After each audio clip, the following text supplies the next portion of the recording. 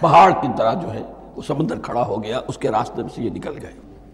اور پھر جب فرعون اور اپنا لشکر لے کر جب آیا ہے، اس نے سوچا ہم بھی نکل جائیں، وہ غرق ہو گئے، اس لیے کہ دونوں طرف کا پانی آپس میں مل گیا۔ یہ تھی کیفیت، اور معجزانہ کیفیت تھی، یہ کوئی فطرت کے یا نیچر کے اصول کے مطابق بات نہیں تھی۔ اور میں عرض کر چکا ہوں، آپ کو بتا چکا ہوں معجزہ کسے کہتے ہیں۔ وَإِذْ فَرَقْنَا بِكُمُ الْبَحْرَ فَأَنْجَيْنَاكُمْ، جب ہم نے تمہارے لیے یا تمہارے ساتھ سمندر کو پھاڑ دیا، تمہارے لیے، تمہارے گزرگاہ بنانے کے لیے، تو تمہیں تو نجات دے دی۔ وَأَغْرَقْنَا آلَ فِرْعَوْنَ وَأَنْتُمْ تَنظُرُونَ، اور تمہاری نگاہوں کے سامنے فرعون کے لاؤ لشکر کو غرق کیا، تم دیکھ رہے تھے۔ یہ گزر چکے تھے، اس ساحل پر کھڑے ہیں، ادھر سے یہ داخل ہوئے ہیں اور پانی دونوں طرف سے آ کر مل گیا اور یہ غرق ہو گئے۔ وَإِذْ وَعَدْنَا مُوسَىٰ 40 لَيْلَةً، اور یاد کرو پھر جب کوہ طور پر ہم نے موسیٰ کو 40 دن کے لیے بلایا۔ ثُمَّ اتَّخَذْتُمُ الْعِجْلَ، ان کی غیر حاضری میں تم نے بچھڑے کی پرستی شروع کر دی، اسے معبود بنا لیا، من بعدہ، اس کی غیر موجودگی میں، وَأَنْتُمْ ظَالِمُونَ، تم بہت بڑا ظلم تھا جس کا ارتکاب کیا۔ ان الشرک لظلم عظیم، عظیم ترین ظلم جو ہے وہ شرک ہے، اور شرک جلی کی یہ شکل کہ بچڑے کو پوج رہے۔ ثم عفونا عنکم من بعد ذلک، پھر ہم نے تمہیں اس کے بعد بھی معاف کیا، یہ ہمارا کرم رہا ہے، ہماری رحمت رہی۔ من بعد ذلک لعلکم تشکرون، تاکہ تم شکر کرو۔ وَإِذْ آتَيْنَا مُوسَى الْكِتَابَ وَالْفُرْقَانَ لَعَلَّكُمْ تَهْتَدُونَ، اور یاد کرو جب کہ ہم نے موسیٰ کو کتاب اور فرقان عطا فرمائی۔ یہ فرقان حق اور باطل کے درمیان فرق کر دینے والی چیز، اور کتاب عام طور پر جو آتا ہے وہ شریعت کے لیے آتا ہے، شریعت بھی دی، کتاب بھی دی، اور فرقان بھی دیا، لعلکم تہتدون، تاکہ تم ہدایت پاؤ۔ وَإِذْ قَالَ مُوسَىٰ لِقَوْمِهِ، اور یاد کرو جب کہ کہا تھا موسیٰ نے اپنی قوم سے، یا قوم انکم ظلمتم انفسکم باتخاذکم العجل، اے میری قوم کے لوگو، یقیناً تم نے اپنے اوپر بڑا ظلم کیا ہے بچڑے کو معبود بنا کر۔ فَتُوبُوا إِلَىٰ بَارِئِكُمْ، پس توبہ کرو اپنے پروردگار، اپنے خالق کی جناب میں۔ باری، باری اللہ تعالیٰ ہے، باری۔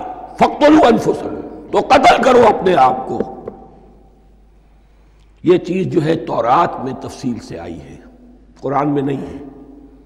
اسی اعتبار سے میں نے آپ کو بتایا تھا کہ تورات کا مطالعہ اس اعتبار سے مفید ہے کہ بہت سے واقعات کا قرآن میں ذکر ہے، اجمالاً اشارہ ہے، اس کی تفصیل کے لیے ہمیں تورات سے رجوع کرنا پڑتا ہے، ورنہ یہ کہ اس آیت کا صحیح مفہوم واضح نہیں ہوگا۔ فَاقْتُلُوا أَنفُسَكُمْ، اپنے آپ کو قتل کرو، کیا معنی؟ یہ قتل مرتد کی سزا ہے۔ وہاں معلوم ہوتا ہے کہ حضرت موسیٰ نے یہ حکم دیا، 12 قبیلے تھے، ہر قبیلے میں سے کچھ لوگوں نے یہ کفر اور شرک کیا، باقی لوگوں نے نہیں کیا۔ انہیں حکم دیا گیا کہ اپنے قبیلے کے لوگ ان کو قتل کریں جو ان کے قبیلے میں سے اس کفر کے مرتکب ہوئے۔ انفسکم سے مراد یہ اپنے قبیلے کے لوگوں کو تم قتل کرو، اس لیے کہ قبائلی زندگی جو ہوتی ہے آپ کو معلوم ہے، اس میں کوئی اور قبیلہ ہاتھ لگا دے تو قبائلی عصبیت بھڑک اٹھے گی۔ 70,000 یہودی قتل ہوئے، اس سے بڑی توبہ اور ممکن نہیں، اس سے بڑا پرج، کسی بھی آئیڈیولوجیکل پارٹی کے اندر پرج بہت ضروری ہوتا۔ کچھ لوگ آ گئے ایک نظریے کو قبول کر کے، رفتہ رفتہ نظریہ اوجل ہو گیا، کچھ مفادات، کچھ چودراہٹیں یہ مقدم ہو گئی، اسی سے جماعتیں خراب ہوتی ہیں، غلط راستے پہ پڑ جاتی ہیں، تحریکیں بھٹک جاتی ہیں۔ تو آئیڈیولوجیکل پارٹی، نظریاتی جماعتیں پرج کرتی رہتی ہیں کہ جو بھی ہمارے نظریے سے ہٹ گئے اب ان کو ہم کاٹ کر علیحدہ کرتے ہیں۔ یہی سے قتل مرتد، تو یہ چیز حدیث میں ہے یا پھر قرآن میں یہاں ہے۔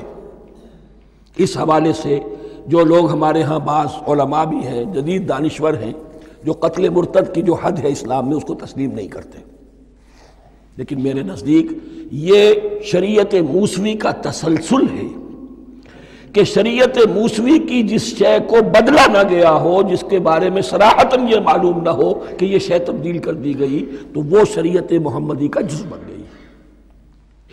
زنا پر رجم کا معاملہ بھی یہی ہے۔ قرآن مجید میں رجم کی صریح آیت کوئی موجود نہیں ہے، حدیث میں ہے۔ قرآن مجید میں مرتد کے قتل کے لیے کوئی آیت موجود نہیں ہے، حدیث میں ہے، سنت میں ہے، اور دونوں کی کا جو منبع ہے وہ اصل میں تورات ہے۔ تو اس بات کو اچھی طرح نقل کر دیجئے۔ یہ جگہ اکثر لوگ جو ہے یہاں بہت سرسری طور سے گزر جاتے ہیں، یہ بہت اہم ہے، اور اس کے لیے تورات کی طرف رجوع کیجئے۔ 70,000 6 لاکھ کل تھے جب یہ مصر سے نکلے ہیں، 6 لاکھ تھے۔ کتنے عرصے کے بعد پیننسولا پہنچے ہیں، سینائی پیننسولا میں اور طور میں، کچھ اور ان کی تعداد بڑھ گئی ہوگی، لیکن یہ کہ ان میں سے 70,000 کو قتل کیا اپنے ہاتھوں سے۔ ہر قبیلے نے اپنے جو مرتد تھے ان کو اپنے ہاتھ سے قتل کیا۔ فَتُوبُوا إِلَىٰ بَارِئِكُمْ فَاقْتُلُوا أَنفُسَكُمْ ذَلِكُمْ خَيْرٌ لَكُمْ عِندَ بَارِئِكُمْ، یہی تمہارے لیے تمہارے رب کے نزدیک بہتر بات ہے۔ فَتَابَ عَلَيْكُمْ، تو اللہ نے تمہاری توبہ قبول کر لی۔ توبہ قبول کس طرح ہوئی؟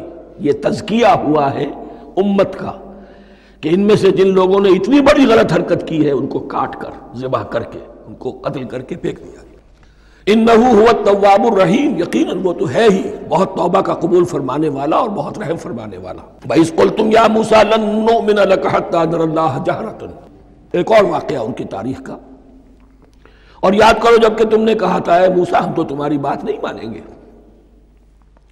ایمان کے بعد جب لام کا حرف آئے تو اس کے معنی صرف تصدیق کے ہوتے ہیں۔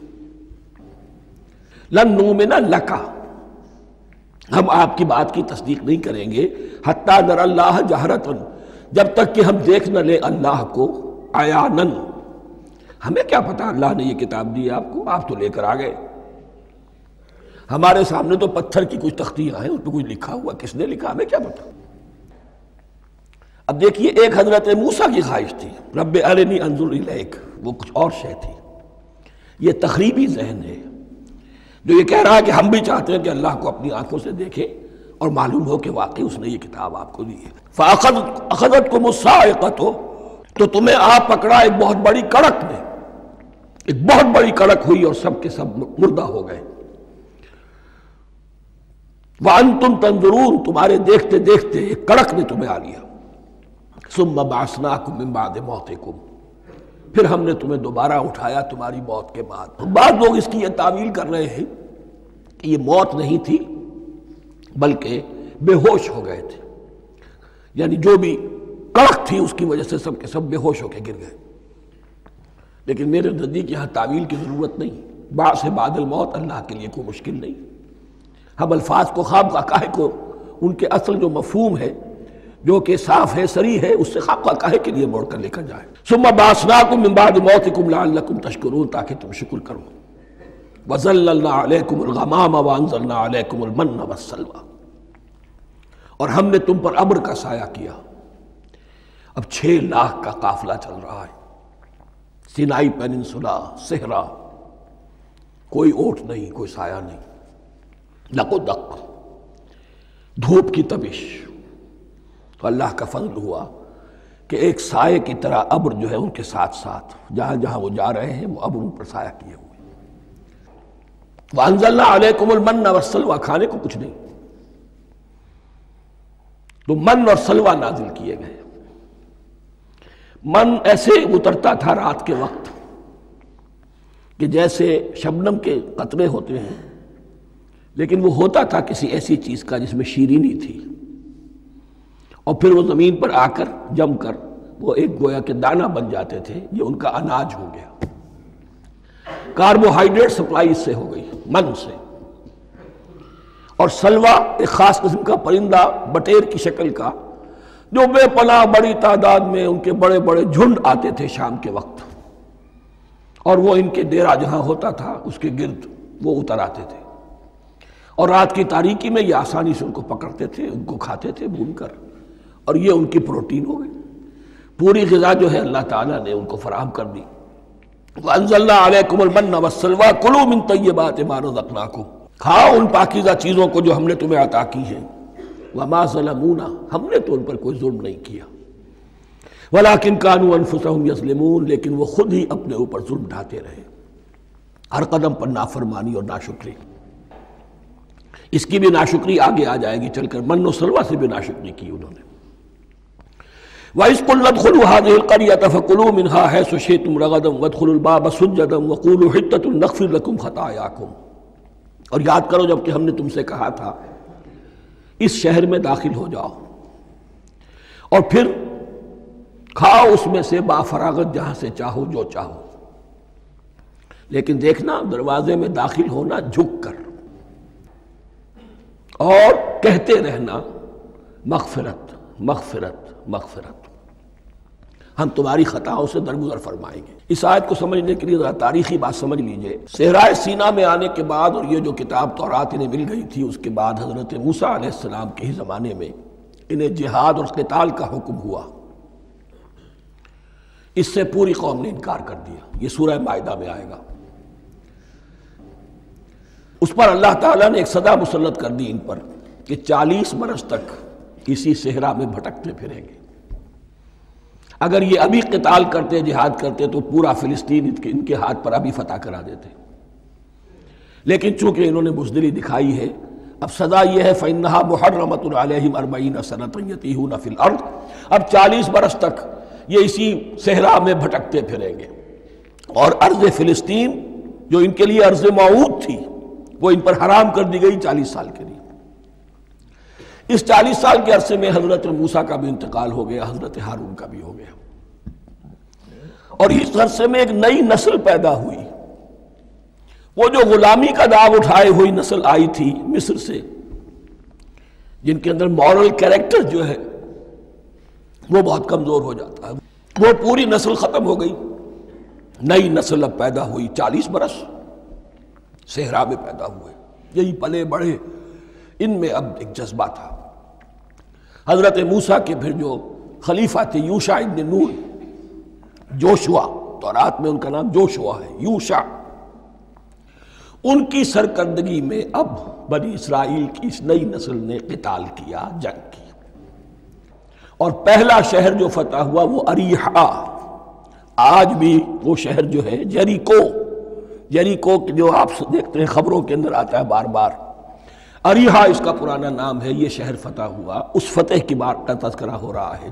یاد کرو جب کہ ہم نے تم سے کہا تھا اس بستی میں، اس شہر میں داخل ہو جاؤ فاتحانہ، اور پھر جو کچھ یہاں ہے، جو نعمتیں ہیں ان سے متمتع ہو، کھاؤ پیو، لیکن داخل ہونا سجدہ کرتے ہوئے، مراد کیا؟ جھک کر، یعنی ایسا نہ ہو کہ تکبر کی وجہ سے تمہاری گردنیں اکڑ جائیں، گردنیں جھکا کر اللہ کا احسان مانو، یہ نہ سمجھو کہ یہ فتح تم نے حاصل کی۔ اس کی تفسیر اصل میں نظر آتی ہے حضور کی شخصیت میں، کہ جب فتح مکہ کے موقع پر مکے میں داخل ہوئے ہیں تو جس سواری پر آپ بیٹھے ہوئے تھے، آپ کی پیشانی اس کی گردن کے ساتھ جڑی ہوئی تھی۔ یہ وقت ہوتا ہے جب کہ تکبر اور تعلی، فاتح کی حیثیت سے آنا، اور بندہ مومن کے لیے یہی وقت ہے تواضع کا، جھکنے کا۔ وَقُولُوا حِطَّةٌ، حتیٰ یحُطُّ کہتے ہیں جھاڑ دینے کو، تو اس کے معنی کیا ہے؟ اے اللہ ہمارے گناہ جھاڑ دے، مغفرت، اے اللہ ہمیں مغفرت، ہماری مغفرت فرما، جو خطائیں ہو گئی بخش دے۔ قولوا حِطَّةٌ، تمہاری زبان پر استغفار ہونا چاہیے، تمہاری گردنیں جھکی ہوئی ہونی چاہیے۔ نغفر لکم خطایاکم، اگر تم اس پر عمل کرو گے ہم تمہاری خطایا جو ہیں، خطائیں جو ہیں انہیں معاف فرما دیں گے۔ وسنزید المحسنین، اور جو تم میں محسن ہوں گے انہیں اور بھی زیادہ دیں گے، اور انعام و اکرام آئیں گے۔ فبدل الذین ظلموا قولا غیر الذی قیل لہم، تو ان میں سے جو ظالم تھے، جو بد کردار تھے، انہوں نے بدل دیا، ایک اور قول اختیار کر لیا اس قول کی جگہ جو انہیں کہا گیا تھا۔ کہا گیا تھا حتہ حتہ، انہوں نے کہنا شروع کیا حنطہ حنطہ، ہمیں تو گیہوں چاہیے، گیہوں چاہیے۔ یہ بعد میں ابھی آ جائے گا اگلے رکوع کے اندر، کہ من و سلوہ سے ان کی طبیعتیں بھر گئی تھی ایک ہی چیز کھا کھا کے۔ اب وہ کہہ رہے تھے کوئی چیز ہمیں جو ہے زمین کی روئیدگی میں سے، پیداوار میں سے، تو وہ ان کے زبان پر انہوں نے مذاق اڑاتے ہوئے گویا کہ حضرت موسیٰ علیہ السلام کے ذریعے سے حکم ملا ہے، استہزاء کر رہے ہیں۔